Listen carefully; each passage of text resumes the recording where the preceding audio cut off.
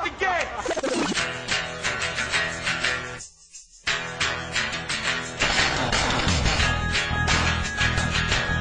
All right, let's do this. How are you, what the fuckers, what the fuck buddies, what the fucking ears, what the fuck nicks, what the fuck sticks, what the fuck stirs, what the fuckadelphians? That just came in. I'm Marc Maron. This is WTF. Welcome to the show. How are you? We have 3 shows this week. We're going to have 3 shows this week. We're packing them in. Today, Claire Danes is in the garage. Claire Danes is a fan of the show, wanted to do the show, had no idea, came out of nowhere, and I'm thinking, Claire Danes? Hell yes, I want to talk to Claire Danes. She seems to hold a fairly prominent position in my unconscious and conscious somewhere along the line. I remember when Claire Danes was everywhere, and I'm like, who is that woman, that Claire Danes person? She seems intense, and then you'd see her in movies. You're like, holy shit, she's a great actress. And then all of a sudden she went back to college, and I'm like, what is that about? That seems like a good idea. I was thrilled that she wanted to do the show. So she's here. And by the way, thank you for watching my season 2 of Maron. I appreciate it. I'm glad you liked it. I was very happy with the finale.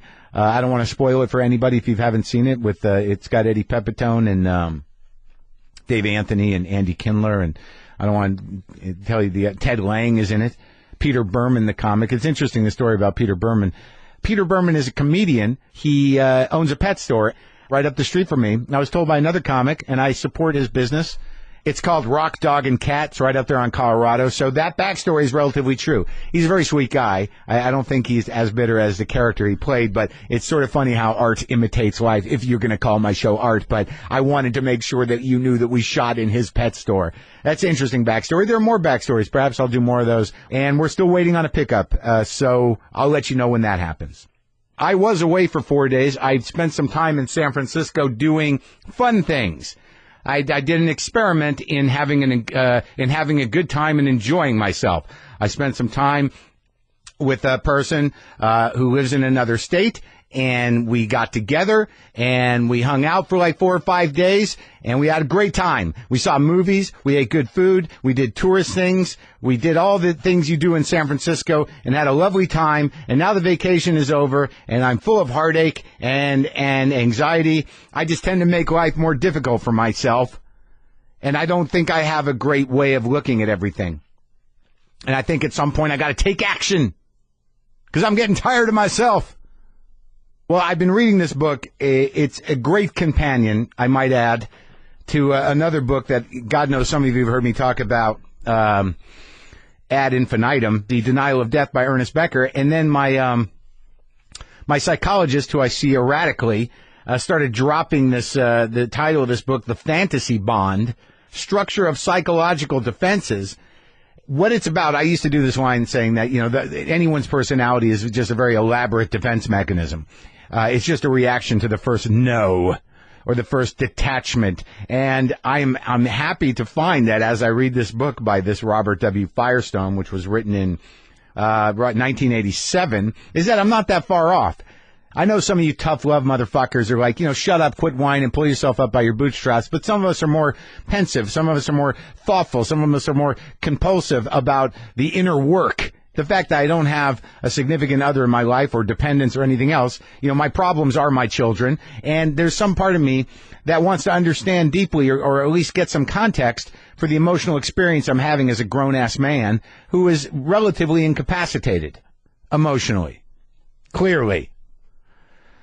And the fantasy bond is about if you have emotionally detached parents or emotionally needy parents or parents that were incapable of providing you the space to sort of develop into your own person with the support that's required of parents, what you do is you sublimate that or shove that shit down and then create this fantasy idea of how good your parents are. So that's the fantasy bond, is that the emotional content of what parents are supposed to be may be absent, but because they're your parents and because of all the input you're getting from the world, you got to love your parents, and they're good parents. So all that stuff, all that doubt, and all their neediness, and all their sort of emotional drainage and emotional molestation, boundarylessness is just sublimated, and that becomes your inner life. That becomes your emotional life that is unruly and certainly self-flagellating, self-critical, insecure, not complete.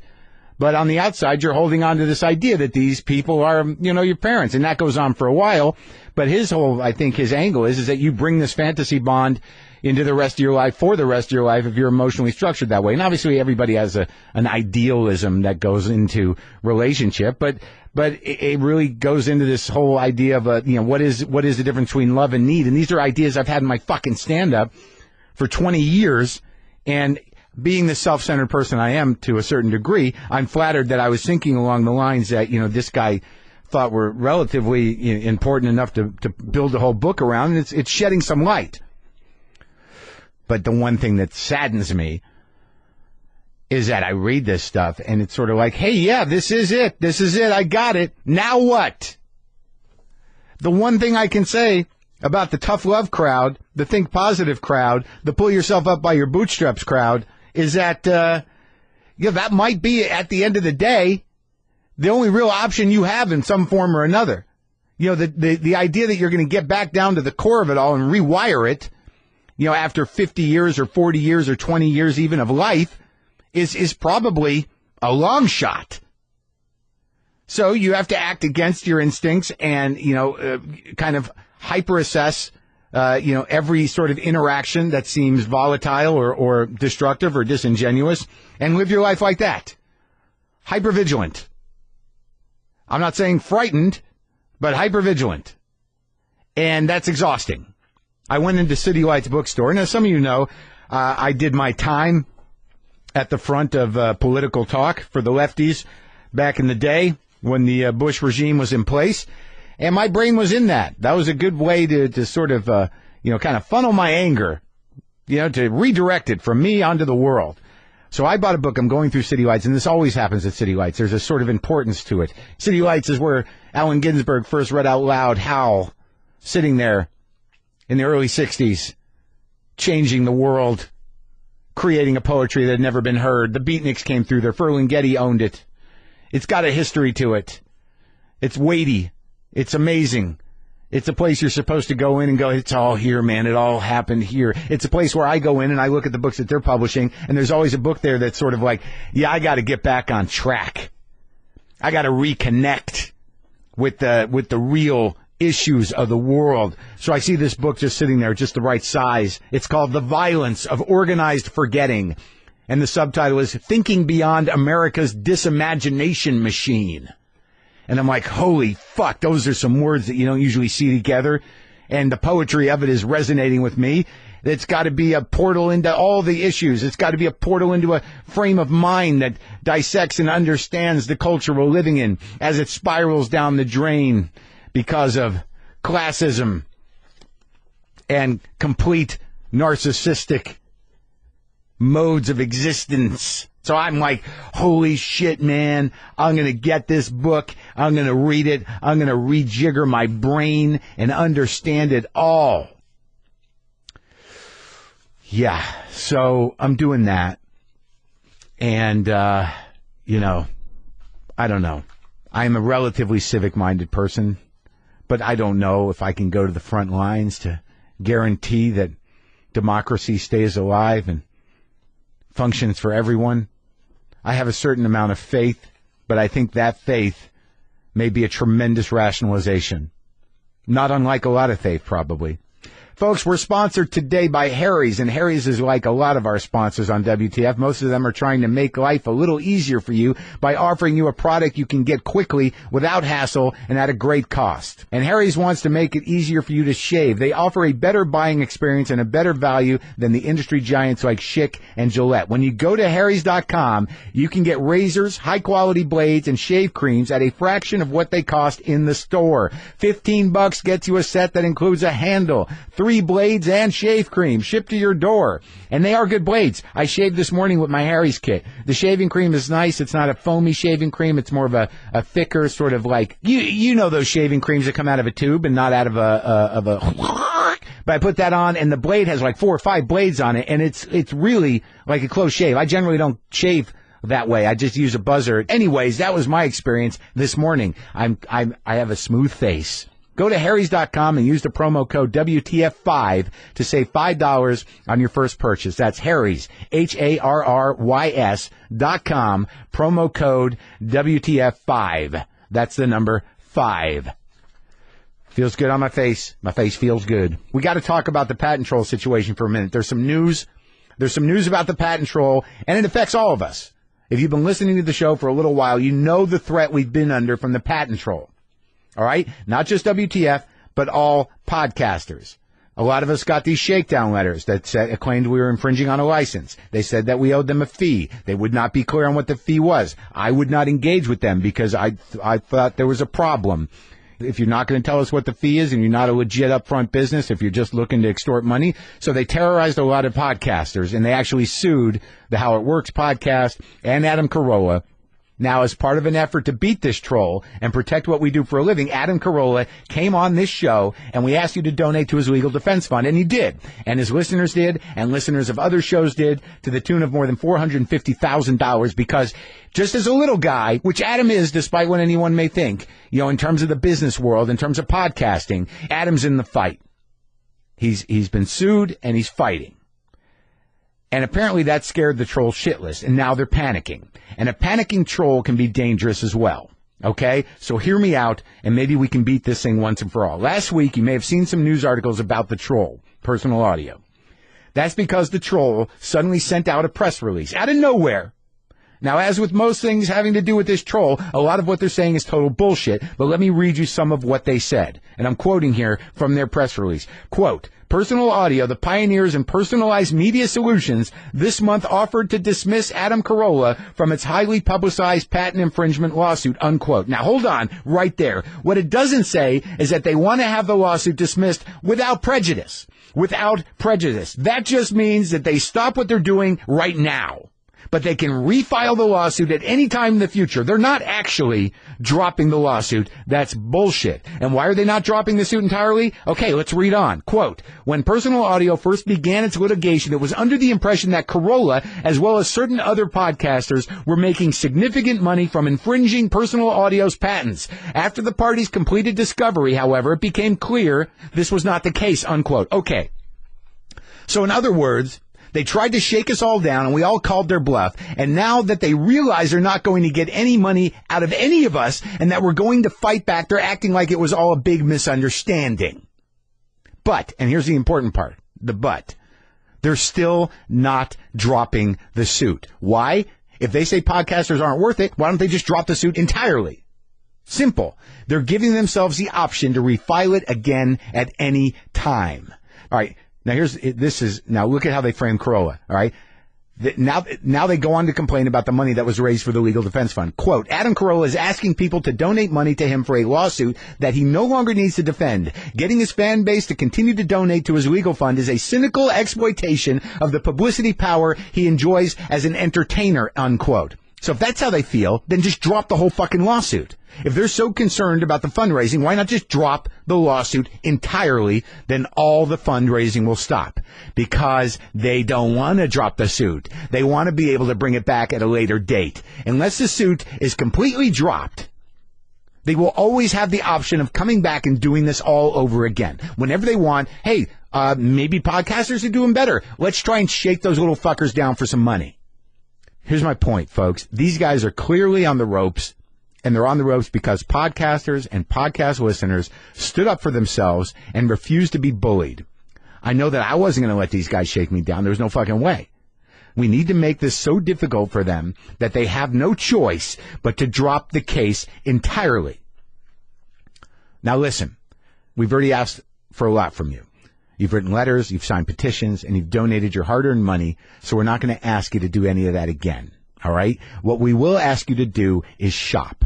Whenever you need to shop online, use the Shop on Amazon banner that's on the homepage of WTFpod.com. There's a banner on Adam's site as well. In fact, go click the banner now and just bookmark the link. Anytime you shop on Amazon using that link, a portion of your purchase will go toward the defense fund, which means we keep showing the troll that will fight this thing until they go away for good. It doesn't cost you any extra money. It's just regular Amazon shopping. It's an easy way to keep this thing going strong.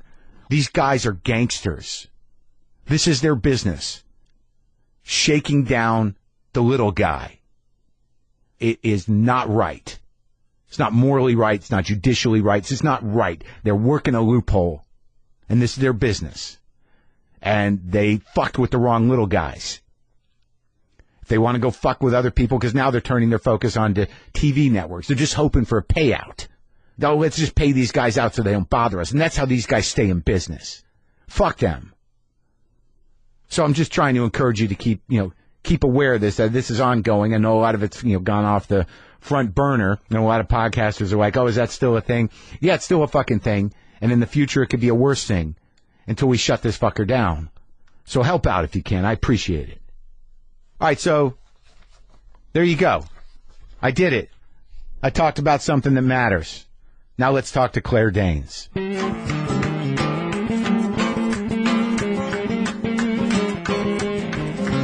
Oh, my God. Oh, my God. Claire Danes is in my garage. Yeah. I can't believe it. I'm a little beside myself. I'm so giddy. I am giddy.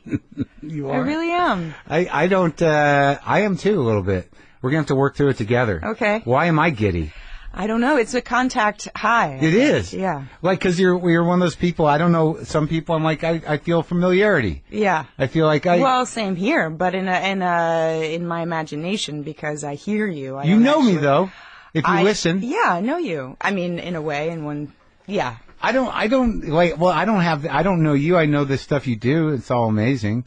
I was watching, It's not all amazing. It was pretty amazing. Well, thank you.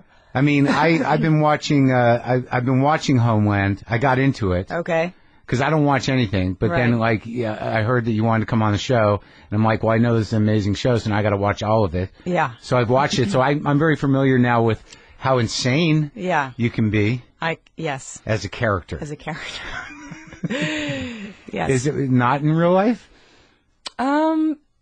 I wouldn't characterize myself as insane. No, but I mean that. Well, oh, you mean the character or you? Well, the character is formally, clinically, right, bananas. But no, I think I myself have worked very hard to achieve some kind of balance and structure and order, and I don't think I'm. But it did require work.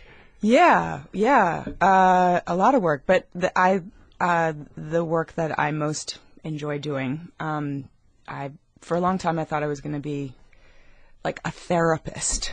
So this is ideal because I get to merge my two passions. Being an actress is ideal? Yeah. I mean, I always wanted to be an actress for reasons that were totally inexplicable, but because totally you're a kid. True. Because but not every kid wants to be an actor. But then somebody told me when I was around, I don't know, 9, that most actors don't typically make that much money. So I reevaluated, and I was going to be at 9, and I was going to be a therapist and do acting workshops on the side. I was going to live next door to my best friend, and we were going to have one pool with 2 slides in our respective yards that would go into, and I had it all worked out at 9. Yeah, and this was the plan for a solid year, and then one day I actually made a formal announcement at the dinner table, and I said, to my parents and brother, money or no money, I was gonna have to be true to my art, and I was going to be true to your art. An actor, and then kind of was, but so this was always Plan B, was being a therapist, but it just so happened that I now have a career in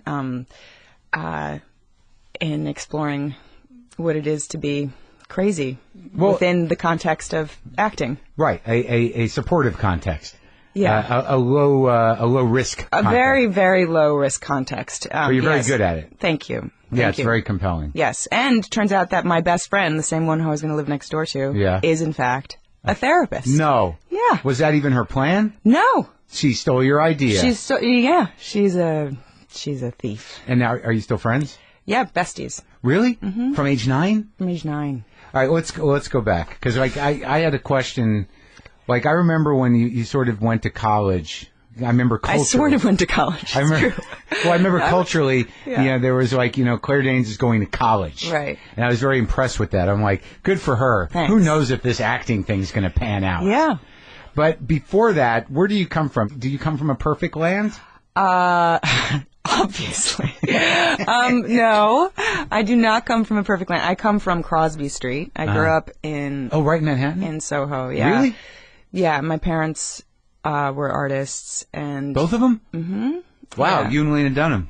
Yeah, well, we grew up in the same neighborhood, but I'm a little older. But you're not old at all. I'm pretty old. I'm 35. 35 is nothing. Well, have you looked at your resume? You're 35. I'm 35. I feel like I've been seeing you for my entire life. Well, yeah. I mean, I've been doing it since I was 12, so... Was it 12? 12 is when I got an agent. Was 12 This So-Called Life? 13, I did the pilot of My So-Called Life. And then it didn't get picked up, and then it did half a year later. So what kind of artists? They met at Rhode Island School of Design. RISD. My mom... Were they groovy? Yeah. Cutting edge? They're great. They're totally idiosyncratic people. But my mom was a textile designer for 10 years, and my dad was a photographer. And then they had 2 kids and decided to, No more art? Well, their trajectory is interesting. So my mom ran a toddler school in our loft. 6 kids in the morning, 1 and 2-year-olds, and 1 and 2-year-olds in the afternoon. She just figured she had kids. Why not bring some more kids in? No, she was always interested in art and early childhood development and education. And she was an art teacher for a while and out of school, and so she always had that interest. And she was the eldest of 5 kids, and so when she was 5. Her mom, my grandmother, then had 4 other kids in very quick succession, like a year apart. So she kind of became her assistant by default. 5 kids? Yeah. Is it a Catholic thing or just a thing? No, it wasn't a Catholic thing. Just wanted to have them? They're Protestant. Yeah, they were just into it. So you have like all these aunts? I have uncles. 2 aunts from that side, and yes, and 2 uncles. That's a lot. A lot of cousins. Yeah, I mean, you'd think I'd have more, but maybe the experience of being one of 5 was enough to curtail some of their desires to have children. Maybe. So anyway, my mom did that. Actually, Lena. Yeah. When I'm friends with Lena. When I first met her some time ago, she said that her mom was to. Her mom wanted my mom to know that she was still upset that Lena had not been accepted into the school because she had. Oh my God! Is that true? It's true. There wasn't room, but it was not personal, and it was just a space thing. It was a space thing. It was not some sort of weird envy, sort of like they're still artists. We gave it up. Oh gosh, I don't think so. No, we're familiar with those Dunhams. I don't think so. Yeah, they think they're the best artists on the block. Yeah. So what? No, so you didn't grow up around the school thing. That was not happening. No, well, I was 4. I was too old at that point. No, I don't think I would have gone anyway. Conflict of interest. But I grew up kind of looking after these kids myself because they were in my space, and they were there before I left for school and were there well after. Well, that's what I mean. You were so in the house. I know a lot of nursery rhymes. Yeah, a lot. Yeah. And your dad was a photographer, and he just stopped doing that? Well, then he was a contractor for the majority of my time with him. When I was a kid, he did that for 20 years. And like a building contractor? Mm-hmm. He built buildings, residential buildings for the most part. It was called Overall Construction. He likes the puns. Uh-huh. So, and then I started acting, and it collected momentum, and then it was like a career with suddenly. And when My So-Called Life got picked up, we were all shipped out to L.A. My brother was in college at this point. Yeah. He was at Oberlin. So we moved to LA, and we were all so kind of deracinated. Well, everybody. My parents and I moved. For your career? For this show, yeah. And we moved out, I think, 2 days after that massive earthquake. Was it of 94? Yeah, 94, 95. I remember so that. we experienced all of those aftersshocks. But Welcome it was very to strange, LA. because everybody was... just so spooked and so unnerved and, and we couldn't really identify, but we were experiencing these aftershocks, which were kind of strange, kind of just felt like the subway was rumbling below us. It's exciting. It was exciting, but it was also too accurate a metaphor for what we were experiencing, just personally as our family, just being a big shift. But my parents moved out here, kind of didn't know what to do with themselves. It was, my mom was ready to end her school, and my dad's business actually had gone bankrupt like that year. So it was just this really natural. So they were like, "Thank God the kid's pulling some money in." Well, no. But it was a time of transition, very coincidentally. Right. And but my mom ultimately went back to grad school here in LA. She went to a place called Otis, and my dad started taking photographs more consistently, and now they live in Santa Monica, and they have 2 studios in the backyard, and they make their art. Really? Yeah, and they show together, and it's like this wonderful, kind of adorable, but that sounds patronizing. I don't mean it to. It's great. Did they give up the place in New York?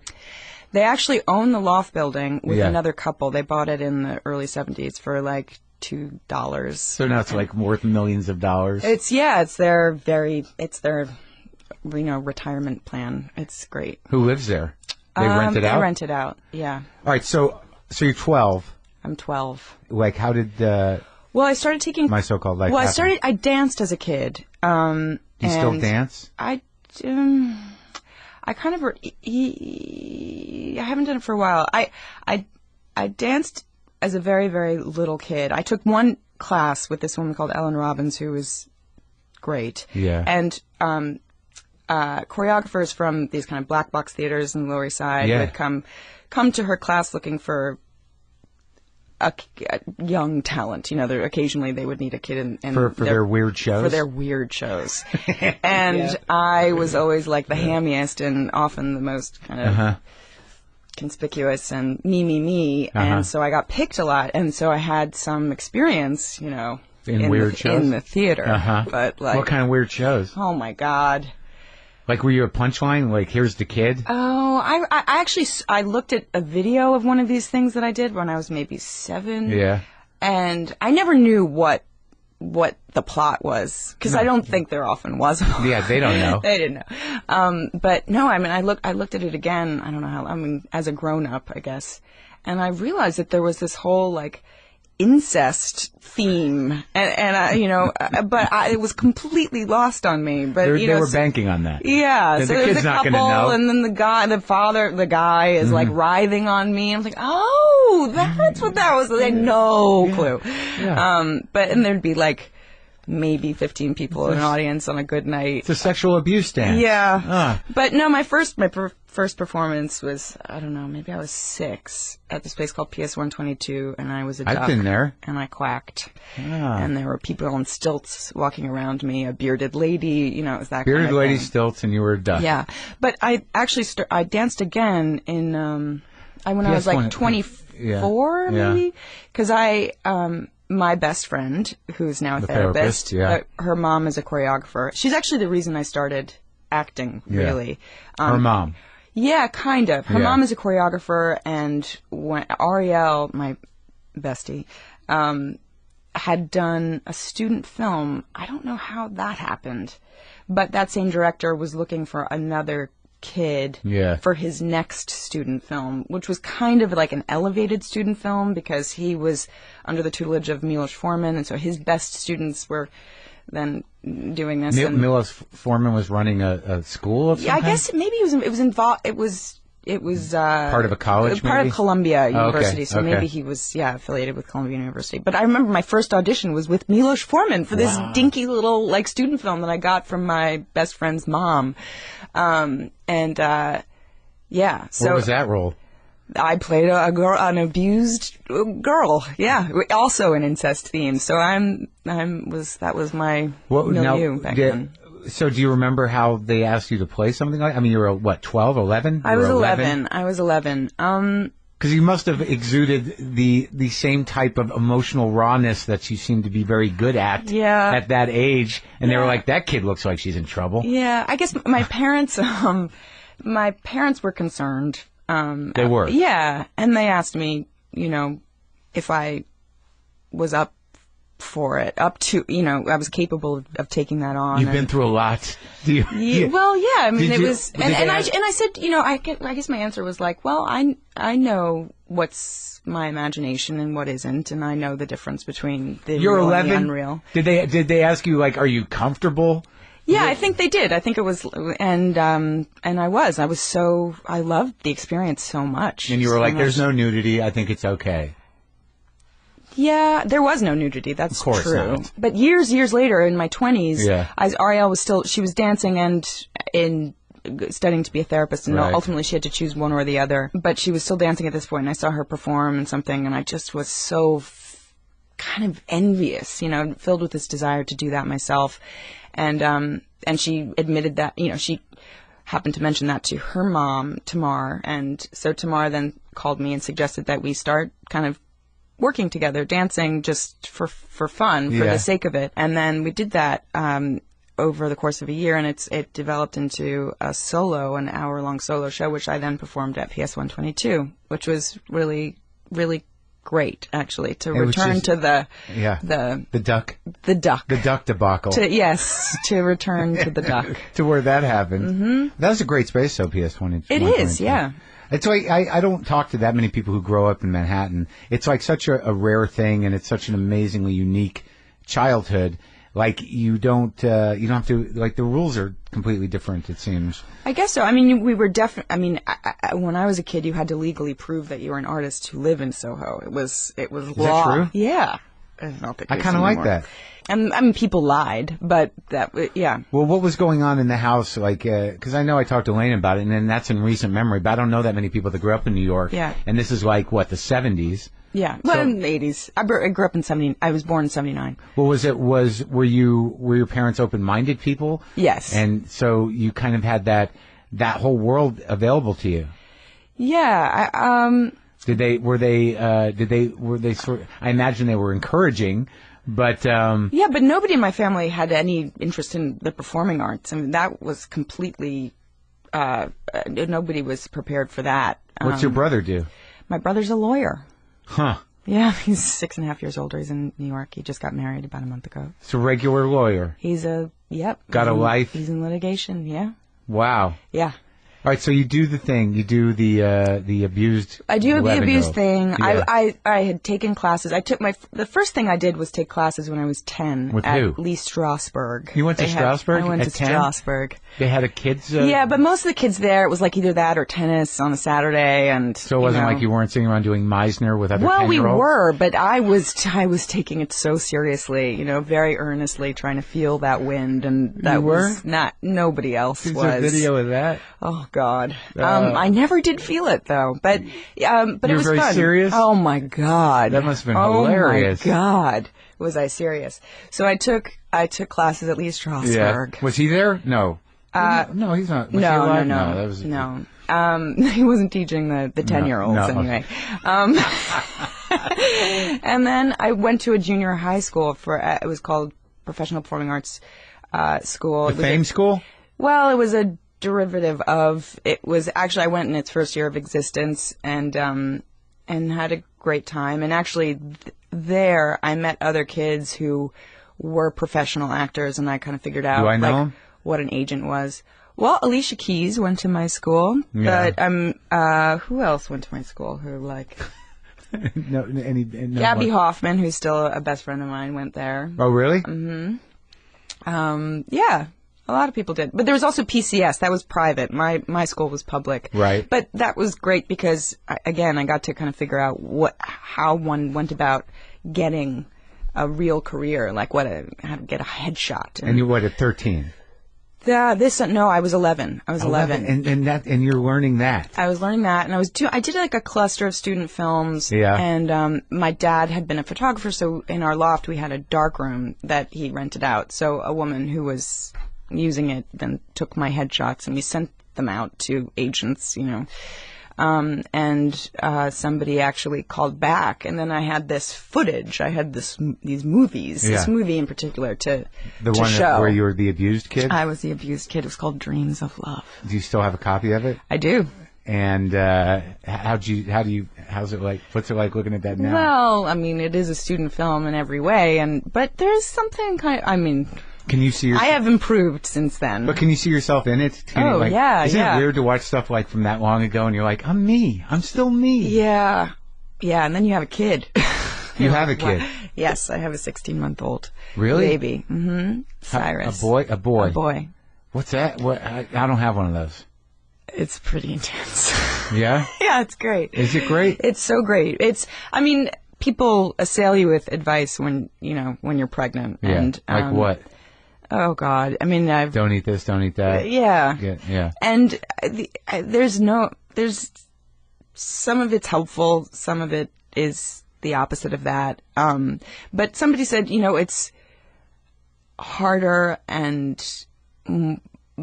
you can be prepared for and more beautiful than you can be prepared for. It's And that's turning out to be true for you? Yeah. Yeah. It's just very involving. Uh-huh. It's very consuming. Uh-huh. And so it does reorient you. Where's the kid now? He's at the Sunset Towers. Oh, your husband's here? My husband is working. No, he's being babysat right now. What's your husband do? He's an actor. His name is Hugh Dancy. How come? Why don't I know that? He's an English actor. He's an English actor. He's an Englishman. Now I want to look at him. What's he been in? Right now he's on a show called Hannibal. He just wrapped the second season. Was he a regular on that? Yeah, he's like the guy who's hunting Hannibal down. So you're married to an actor. I'm married to an actor. And you're an actor. And I'm an actor. That happened. What is we that? met on a movie called Evening. But I don't know, he's not a very actorly actor. There are some actors who reek of actor.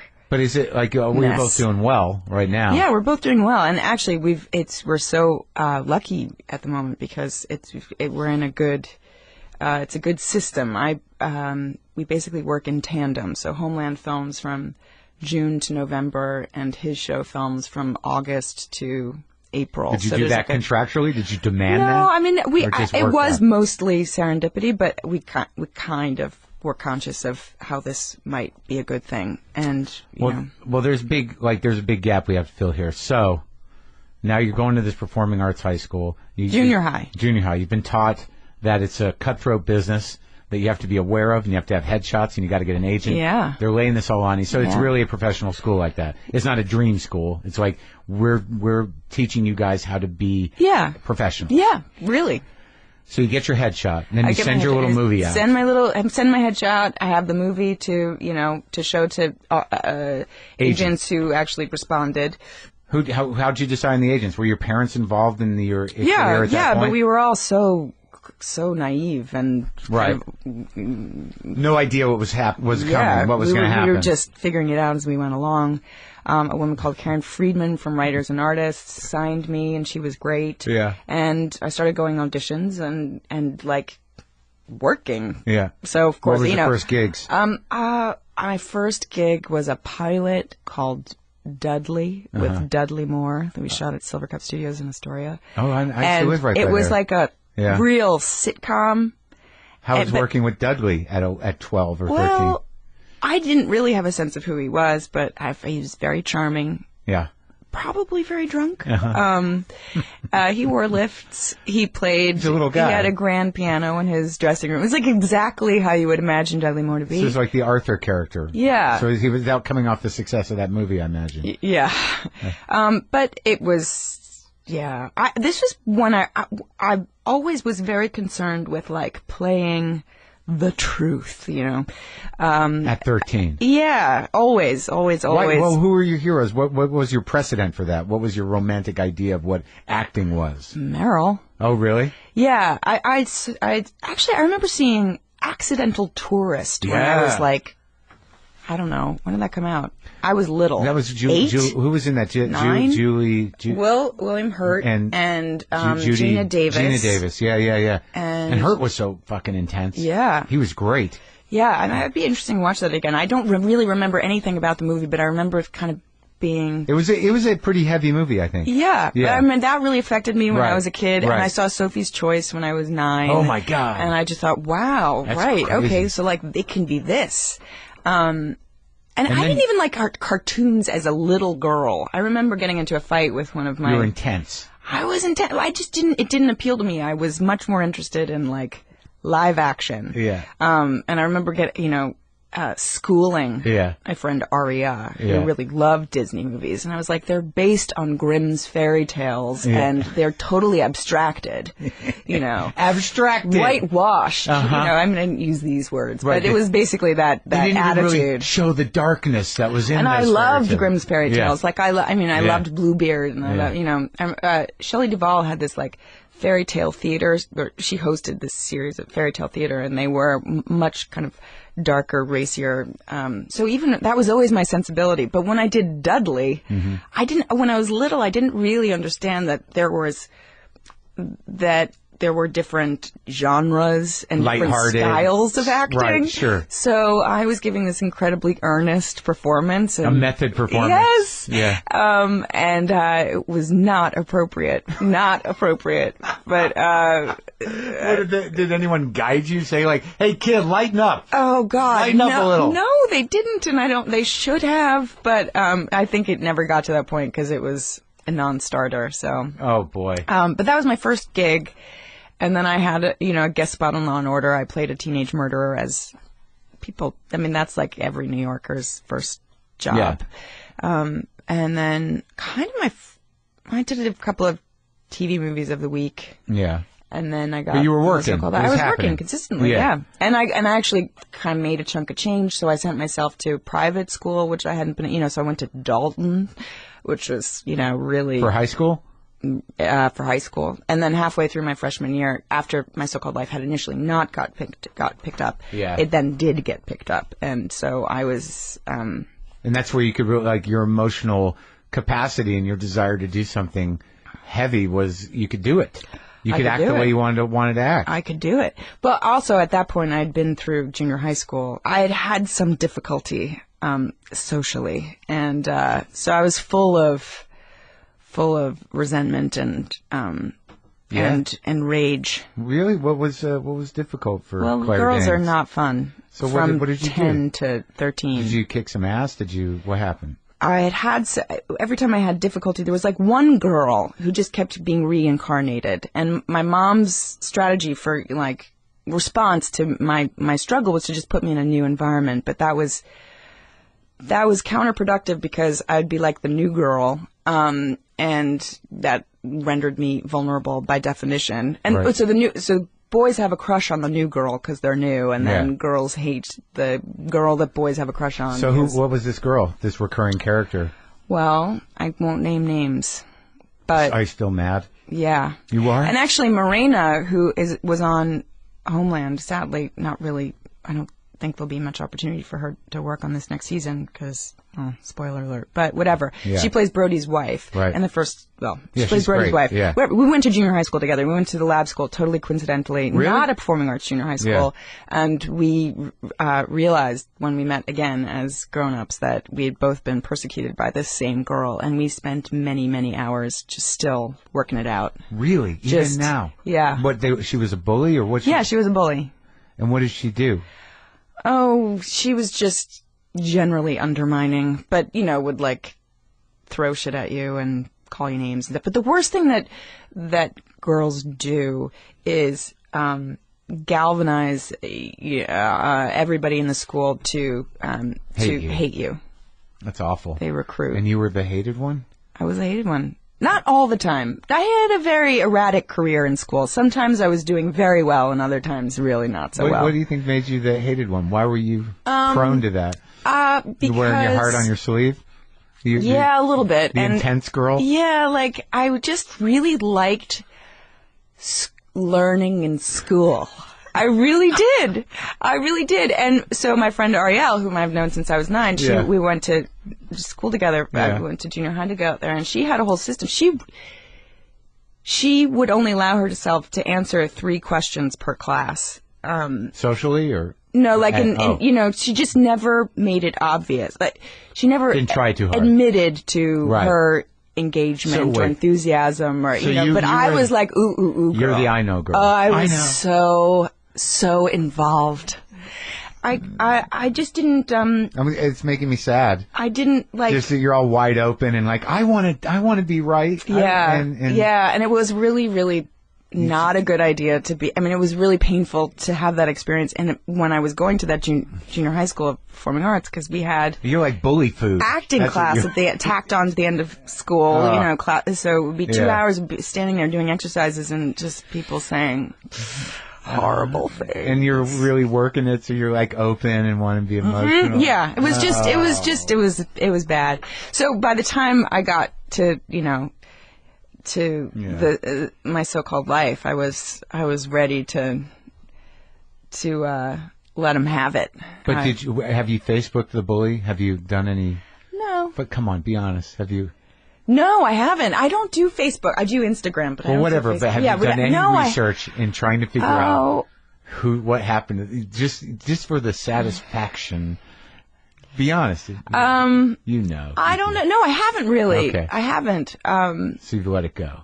I let it go. Uh-huh. I guess. Yeah. It wasn't even them specifically. It was them for a little while. But no, it was just the general system. The whole social structure I found very frustrating. And it was really good for me to go to college finally, because I realized that because kids kind of remained at that point developmentally in my imagination, because I didn't go through high school where people kind of gradually become where you see everybody sort of more humane or whatever. But so by the time college, I was like, people kind of get they get better. Sometimes, yeah. I mean, I was also at Yale where people were the nerds. So I was in the right company.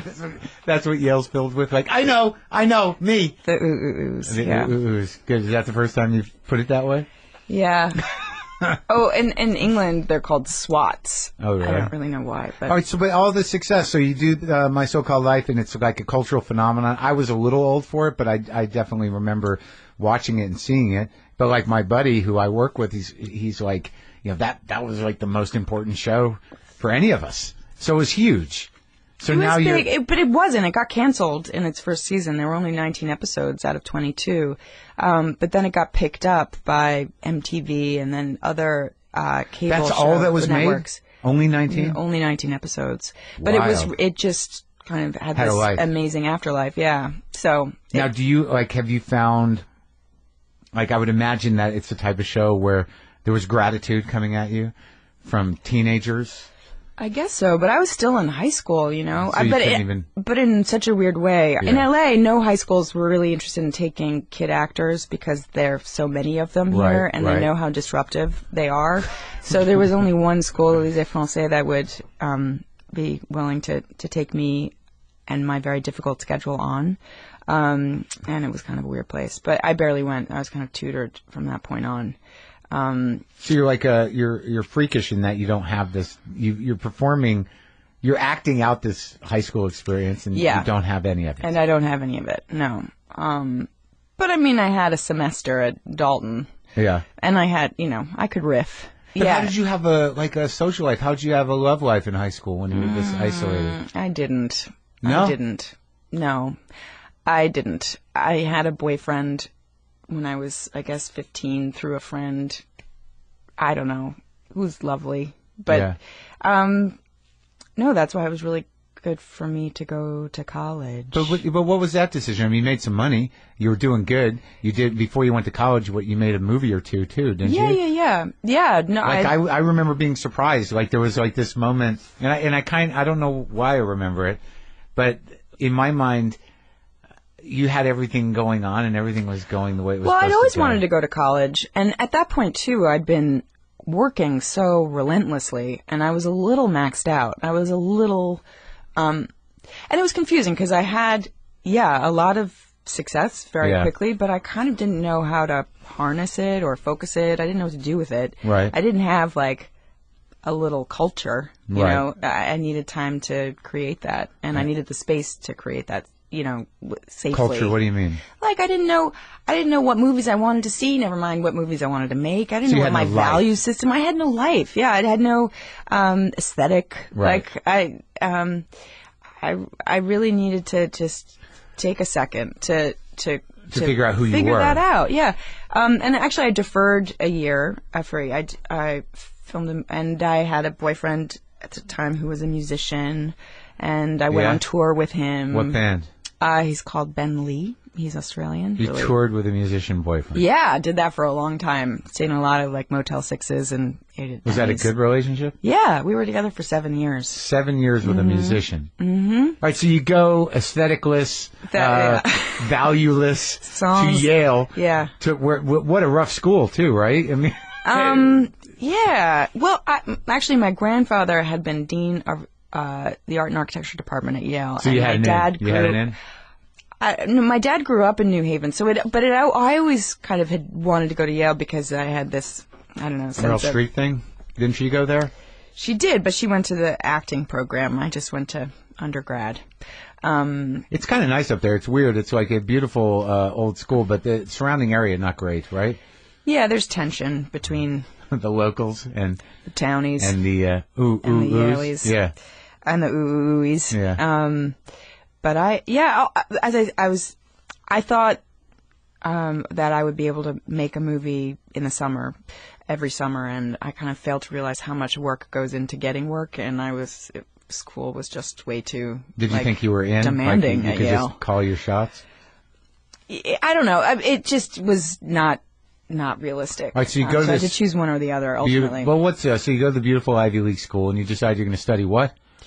I was going to be a psychology major, I thought, so I took a lot of psychology classes, but that involved a lot more lab work than I had anticipated. Yeah. It's not what I meant. Uh-huh. That's not what you thought. I just want to be able to sit and talk to people and help them. Yeah, no. Basically, I thought that studying therapy would translate into like receiving therapy. Uh-huh. I don't know, because that had been my experience with therapy. Uh-huh. On the couch, and I don't know. When did you start therapy? Oh God, like I'm a New Yorker, right? 6 or something. So you had to do that. Well, what was your problem, Claire? Well, at 6, I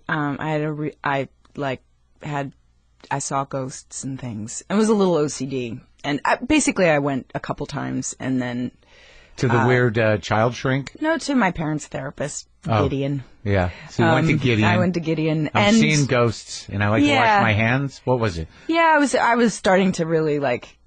It was getting to disrupt my daily life. Like demons were coming out of the shower heads, and really, you were hallucinating. No, but I didn't. And there was like a gargoyle on the pipes in our loft, the ceiling of our loft, and it would make me do things like assume contorted positions for half an hour or something. The gargoyle made you do that. Mm-hmm. And what did Gideon say about Gideon that? said, well, can you anticipate the appearance of the gargoyle? You know, basically, are you creating this creature in your head? And I had to admit that, yes, I was. And he said, okay, well, then you have the power to let them go, you know. And did you? Yeah. And basically, once I was in therapy at 6, I was like, oh, this is a problem. I have a problem. And once you realize that you have a problem, it kind of is punctured, right? I find. Well, that was just the gargoyle problem. What was the next problem? Gargoyle problem. Oh, well, then the next problem was just being a teenager, which is a terrible problem. And yeah. I haven't been in therapy for a while. So you're all better? No, I just have a kid now and don't have any time. Well, I think, and also I'm in sort of perpetual motion, which makes it when you're busy. Tough. Yeah. But okay, so you go for 2 years, and was there panic? Like, my career's going to go away? You know, there must have been some sort of crisis that just dropped out of Yale. Oh, no, I was really, really glad to not be working. I was so excited to be I really loved it. Did you find your aesthetic and your values? I did call it jail every so often because it was really intense. And, yeah, finally my kind of desire to act again came back. And did you start studying again, or did you? Well, it was. Or did you already feel set? Like, I never understand. Actors can never explain it, because I tend to think that a lot of acting is a natural ability. So, like when you were very good at it. So when you leave Yale and you'd already done the work you'd done, did you feel like you needed to train more, or did you? Well, it was an awkward period after school you're in grown terms up of now. my acting, because actually I hadn't done it for 3 years. Yeah. I was very unsure of myself. And I started to approach roles like I would an essay or something, you know, from this academic standpoint, and because that had been my habit. So, what do you mean? Well, I started to just analyze the character in a very heady way. Well, you're clearly a heady person. But no, not only that. But that was I had to remember that it's basically an intuitive, physical, visceral. So you're trying exercise. to deconstruct it. Yeah, I mean, it does require some analysis in the beginning, and with some roles in particular, you have to research more intensely than others. And was that always part of your process?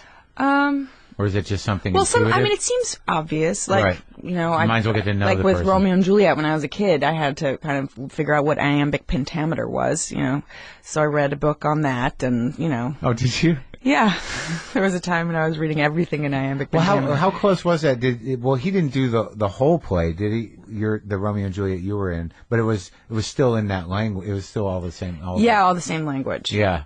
That was a pretty exciting movie, That right? was so fun. I was 16. And Leonardo? Yeah. In Mexico City. All those crazy boys. What was he, when you worked with him then, did you feel that he was destined for greatness? He was already a really big deal. Yeah. Yeah. And then he did Titanic, and then he was like a really And you were up big for that deal. role? Yeah, I don't know. I didn't want to do it. Good choice, Claire. Yeah, right? Yeah. Well, but I'd just done this, like, literally just finished filming this romantic epic with Leo in Mexico, where they filmed Titanic, and it just seemed a little redundant at that point. Like, but the industry was probably like perfect. They're already working together. The yeah, I kids guess so. love them. But it was years with. Well, I'm going to spend the bulk of my life, With my Leonardo teeny tiny life, with Leo. You know, I love him. He's great, but like, I wanted to have some other experiences. What was the first role you took after college? Do you want me I to guess look? it was The Hours and maybe Igby Goes Down. The Hour. So that's with Meryl Streep. Yeah, it was a tiny role, but you got to be with her. Yeah, I totally got to be with her. Were you nervous? Yeah, and so excited. Because she was it, right? She's a bit ooey too, though. Yeah. She's a little ooey. Yeah. You can tell. Yeah. But she's also kind of naughty too. Oh yeah. Yeah. She seems like a troublemaker a little bit. Yeah, a little bit. But she's such a wizard, man. Oh, she's absurd. She's obscene. So how old are you? So you're what, 20, 19? Yeah, I guess I was 20. And you get so you get cast in The Sing as her daughter, right? Yeah. And you must have been like, what the fuck? Yeah, a little bit. Well, rehearsing with her was very out of body. And at one point she's struggling with something. She said, you know, you can be bigger. You can be bigger. You can do more. No, it was amazing advice to come from that lady. Yeah. Like Oz, you know. And do you have a relationship with Meryl Streep? Yeah. Well, now she's Mamie's mom, which is kind of odd. But she's also, you know, the best actor ever. Yeah. Still. She is, right? Yeah. It's pretty wild. I think so. Yeah, I do too. And I take it personally. I get verklempt when people, like, you know, criticize her for being too, I don't know. To what? Perfect, ornate, or, you know, people will accuse her of being kind of studied or affected, or I don't know. But she's just, I think she's incredible. Do you have any idea what it's a natural gift, right? It's a natural gift, and she's also just done it. So I mean, she's her appetite is still so voracious. I mean, she's always working. What else did you learn from her other than you can be bigger? You can be bigger. Oh, choose your battles. You know, be strategic about when you complain and. But as an actor, when you worked with her in terms of generosity, well, you know what was really interesting was that I saw the effort in her practice. You know, like she's not a unicorn. She's not a magical creature who you know is just a pure vessel. Right. She toils. Yeah. She wrestles with the thing, the idea, the experience, and she's playing a an upsetting scene, she's upset, Right. and it's taxing. Right. And that was also good to see, that it's a messy process, and it's scary for even the most, well-trained and best virtuosic. actress. Yeah. You can't, like, if you're working from that place, you're working from that place. You're working, and it's hard, and it's embarrassing, and you can't bother to worry about that. Like, you can't... Embarrassing. Well, like, you have to kind of make some noise. You have to... Yeah. You have to really be vulnerable, and that can betray things that you might not want people to see necessarily, but kind of too bad. Moments. Yeah. Well, So, you certainly do that in spades on Homeland. it's so fun to have license to do that. Is it? Yeah. It's great. But I mean, there has to be some learning curve as to... Yeah, I mean, you your can't just comfort. kind of go, rah! You have to have an idea of... But you have to also allow yourself to do it, even in character, I would imagine. That that has to have been from acting as much as you have, to have the comfort to let that part of you out. Yeah. And you also have to have a design. You have to have a, like... gosh. What? Well... So like with Temple Grandin, for example, that was really Great. fun. That was great. I didn't know who that person was. She's so cool. She's so interesting. Yeah. But and I watched that movie. I'm like, not only was I learning, but I was like, oh my God, Claire Danes is so good. but that was really great training for me to think about who this manic depressive person would be, or bipolar is the term now. But I actually think manic depressive is sort of more apt. Well, yeah. Well, Temple Grandin, who is alive and you spent time with. Yeah. And that emotional profile must have been incredibly challenging, but it's, you made it very accessible. And I imagine, given what her particular problem was, how hard was it really to get there once you kind of figured it out? Well, actually, I worked with my friend Tamar, this choreographer that I had mentioned, because she's just so smart about how bodies work. So we met with a lot of autistic teenage girls specifically, and just tried to make sense of how it affects their physicality. Right. And we kind of broke it down. And I don't usually do that. I don't usually recruit help in that way. But for this, it was actually really valuable. But, so a lot of autistic people have what's called stims. They self-stimulate. Sure. So actually, my husband, Hugh, had played an autistic character in a movie called Adam about 6 months prior to this. So that was very handy. He had done he'd done the research, Our shelves were already stacked with the necessary, the required reading. But yeah, so I had to everybody has their own particular set of they're steady. They're consistent. They're consistent to them. They choose it's how they feel order, I guess. Yes. Yeah. Or comfort themselves. Right. So it was fun to turn to Hugh and be like, what were your stims? Yeah. Well, how did you do your panic attacks? But Temple had a very clear set. And she was amazing to work with, because autistic people are often very guileless, and they don't really have shame. Right. And so she also is an example, a wonderful model for so many people in the autistic community. So she's a scientist, so she would divulge anything I wanted to know, And but were you able to sort of draw from her, obviously from her physicalities as well? Yeah. She still has them. She still has them. And, she has a very wide stride, and she said, because I have no sense of balance, and, but again, no. Yeah, she's very funny. She had a great sense of humor. I spent a day with her, and she said that, I guess, when she heard that I was doing the movie, of course, she researched me online, and she was sort of like, "Oh God, how's this blonde girl gonna play me?" And she said, "People said some really mean stuff. Like, I don't think Claire Danes can play a retard." Which is just so offensive to both of us. But she howled. She thought it was hysterical. It was. That's amazing. So I had to be really clear about what her stims were. And, she always had her sort of chin down, because she was in her own world and didn't feel the desire to engage or empathize with whomever she was talking to. And, so her spine was kind of tight, and she did have, you know, she did have this wide stride, and so collectively, you know, you have this whole dance. And how? Yeah. So you saw it as a series of movements. And, yes. Yeah. And that's where the choreographer helped out. Yes. Because that's sort of an interesting approach, isn't it? I mean, I guess people do have movement coaches. Yeah. But to actually think of it as... Well, it was a vital part of her character, for sure. And then that also, that was true for Carrie, too, in her manic stages, manic phases. Yeah, of course it affects the body. And but I love to dance, so that's so fun for me, too. So connecting the body's not a big issue for you? No, I love it. That's so interesting to me. Because I get in my head, you know, I haven't done a lot of acting, but I've done a little. Mm-hmm. But I'm like, sort of like, what are my hands doing? Right. Yes.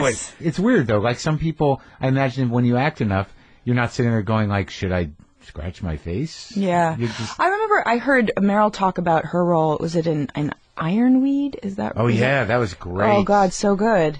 But what is it? A clef symbol? Was that the musical symbol? Musical symbol. Yeah, she said she imagined her character as that kind of. I just thought that was so beautiful. But that's often all you need. Like it takes a lot of work to find that iconic image that you know is so useful that the whole performance kind of hangs off of. Yeah. But that's a good example of how an actor might think about. Right. I just talked to another actor. Who was it? Who pictured himself a fortress, like a building. Yes. Yeah. Like he thought of a building. Mm-hmm. That's that makes crazy. sense. Yes, it does. It's probably easier than, who was it? Jared Harris. He's so good. He's so good. So good. But like because we were talking about animal work and this and that, but the idea that a clef or a building is actually easier than like thinking of an animal or a person, because it becomes a metaphor. Right. That you build on. But I think she probably, riffed on that literally. I bet she did kind of slope in that way, like, hanging off the bar and stuff. And the Homeland role, like it's all fresh in my mind. And I grew up with some mental illness in my family, so you play it manic depressive. Yeah.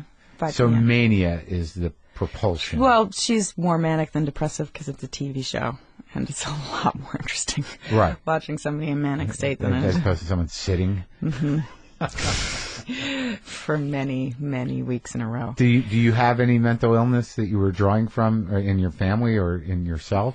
No, I mean, I think some depression runs in our family, but no. Because you're pretty wide open in that performance. Like I'm starting to put it together, with Temple and with the character on Homeland and some of your other stuff. Is that you emotionally you're pretty open, it seems, in character. I try. How'd you put that character together? It's not a real person. That's not a real person, and there's a lot of license that we're taking here, but I had to bone up on CIA culture and bipolar disorder. And bipolar disorder. That was a really fun month. But yeah, I went to Langley, and I have like a spy big sister who a mentor who I continue to call now. Really? Do you call her with international policy questions?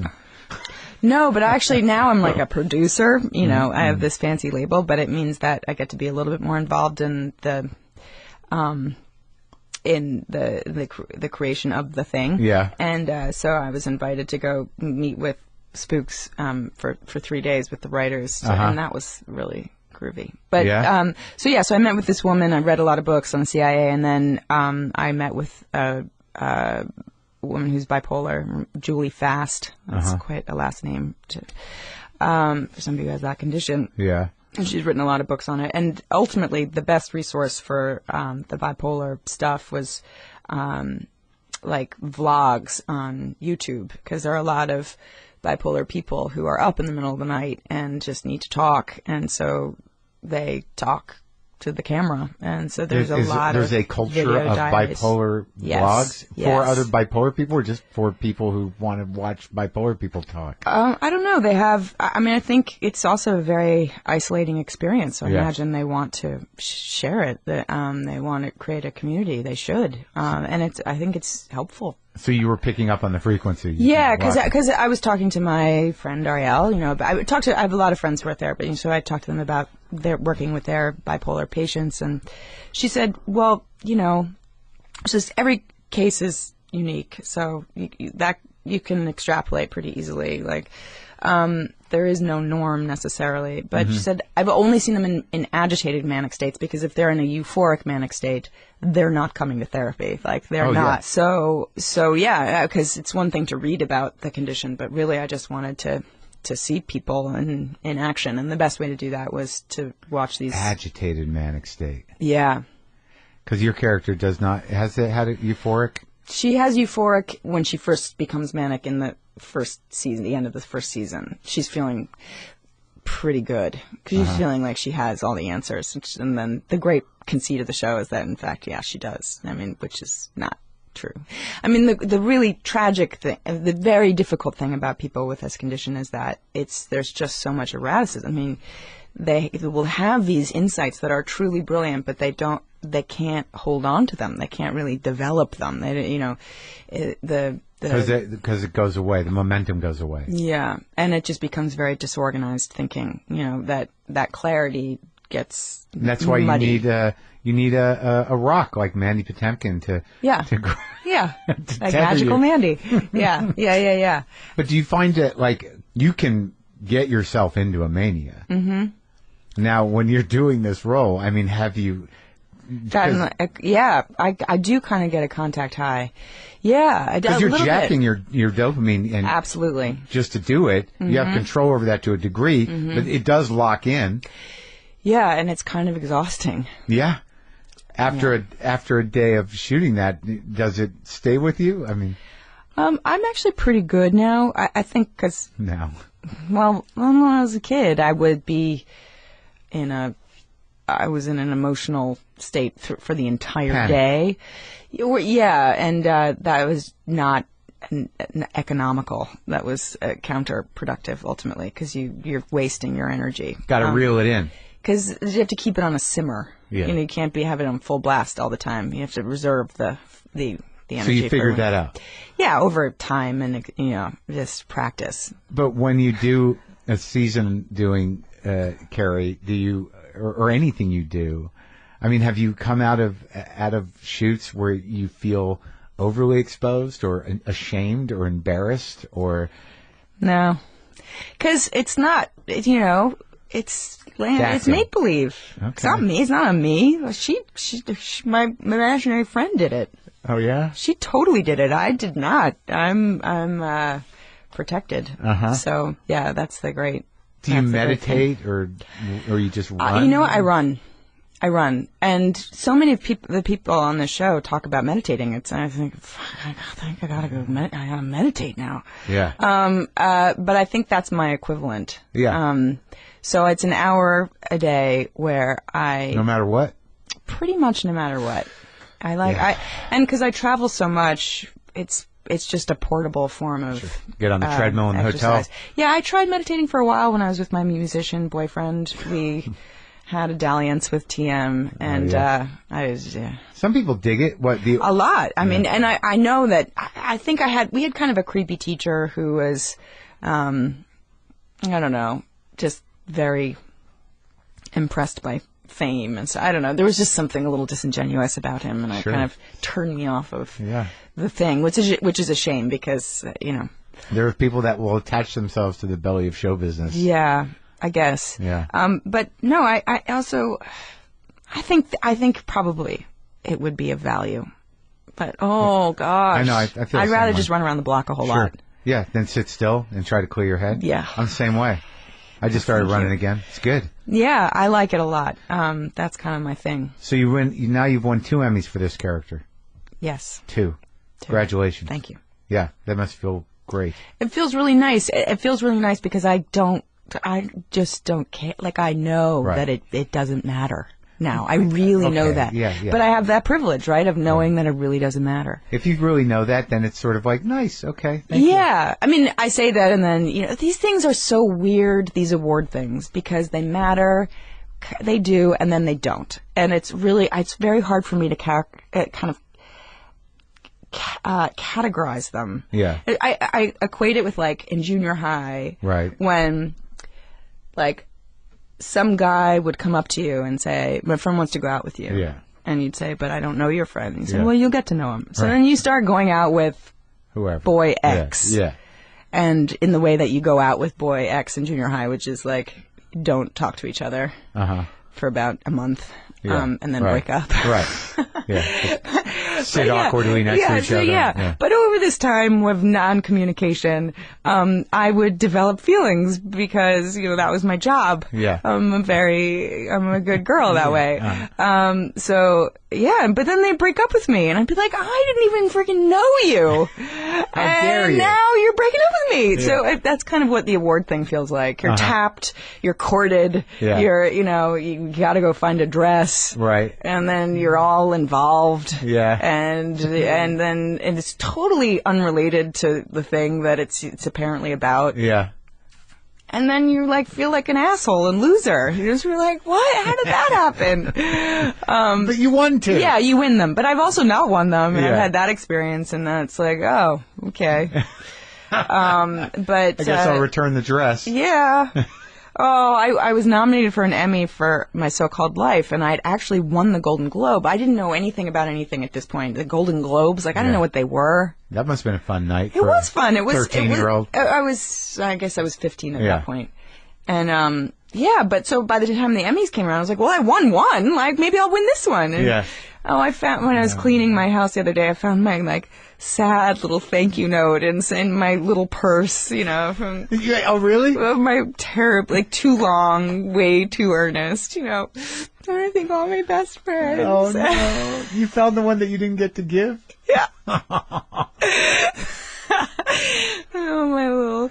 I guess I was 15-year-old acceptance speech. You're still pretty earnest. Oh, my God. Terribly. It's like a family curse. Oh, yeah? We are so earnest. Yeah.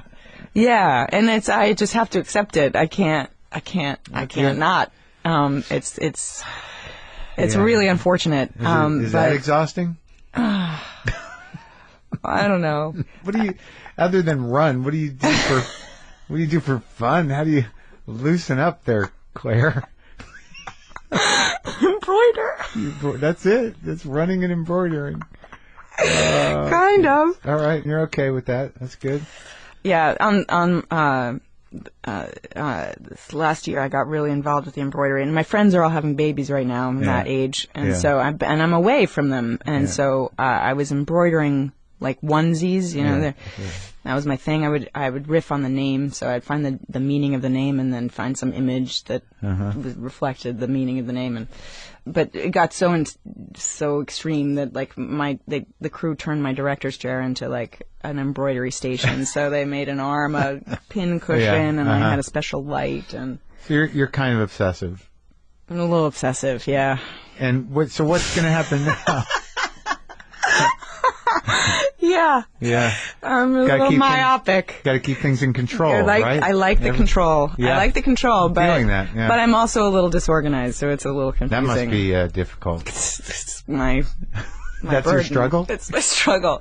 Keeping everything. I have struggles. I know. It's tough to be a little OCD and a little control freaky, and the world just keeps going, isn't it? It keeps going. Why can't things just be the way you want them to be? The exact same all the time. Yeah. Yeah. It's real. I think that's my, yeah. Yeah. I have great trouble with transition and change and erraticism, and I am in a reality and in a job that forces that upon me constantly. So I'm working it out. Well, which one of who was your dad nuts?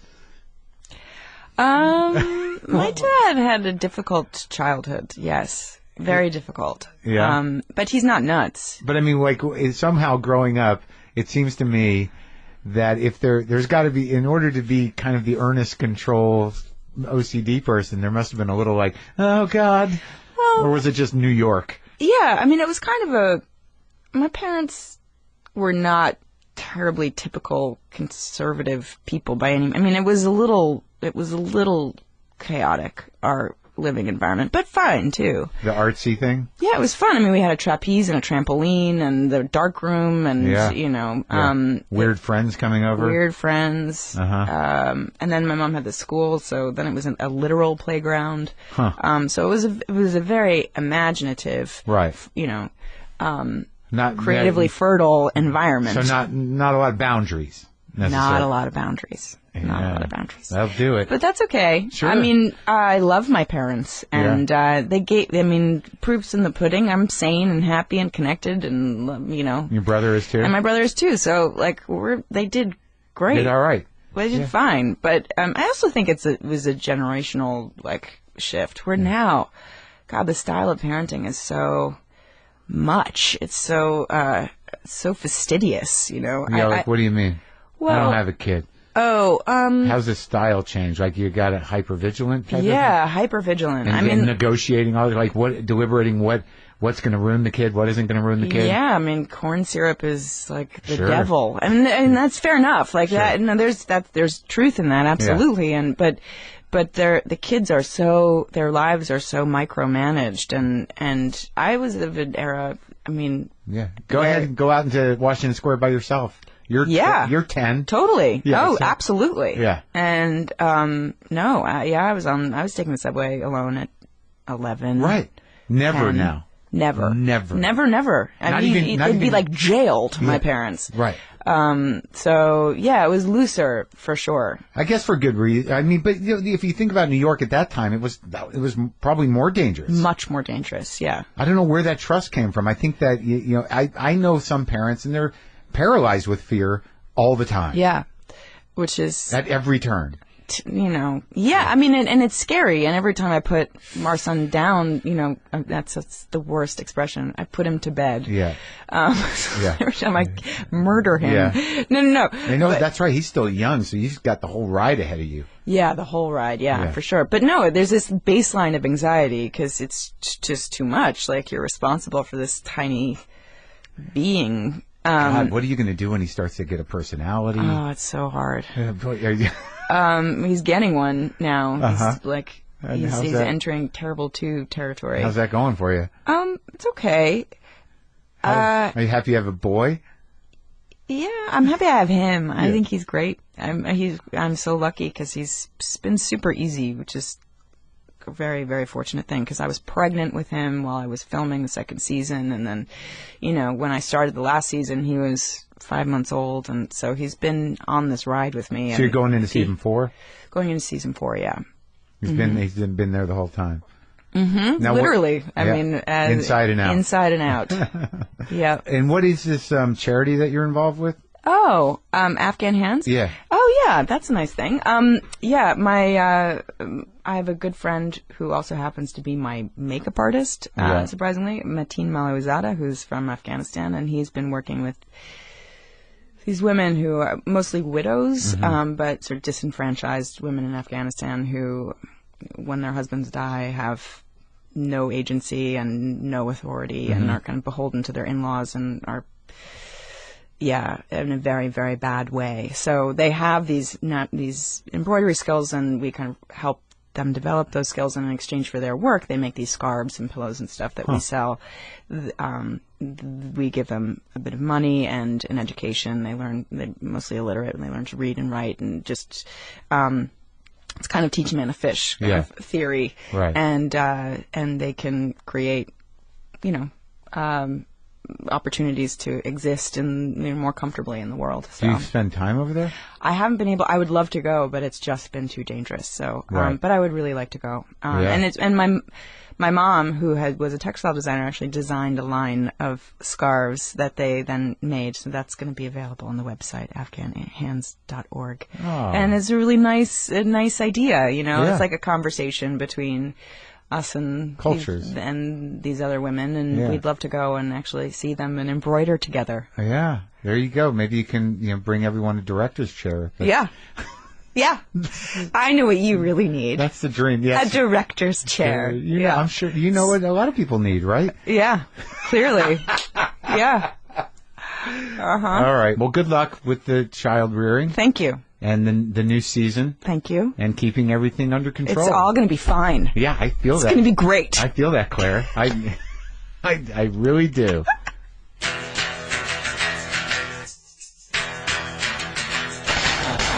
All right, that's our show, folks. Thank you for listening. Isn't she lovely? Very earnest. Great conversation. I was very flattered that she wanted to come on the show. I was excited to see her.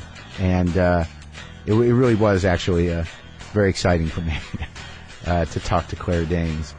I do want to remind you again that you can go to our website and you can use the Shop on Amazon banner that's on the homepage of WTFpod.com. There's also a banner on Adam Carolla's site. And just go shopping and let's move some of that money to keep this legal defense fund going so we can fight personal audio. Because they do not have a patent on podcasting. Anyways, yeah, so this week we have 3 episodes. On Wednesday, we're going to have the guys who wrote the Humor Code. And on Friday, Pat Healy from the movie Cheap Thrills, which is a very disturbingly great movie. And me and Pat have some history. So that was a great conversation. It's weird. There's moments where I forget my life. I forget the history. Some guy who used to live here when I was in New York, Don Kelly, a good friend of mine, his brother just sent me a book. His brother apparently hung out here at the house and took pictures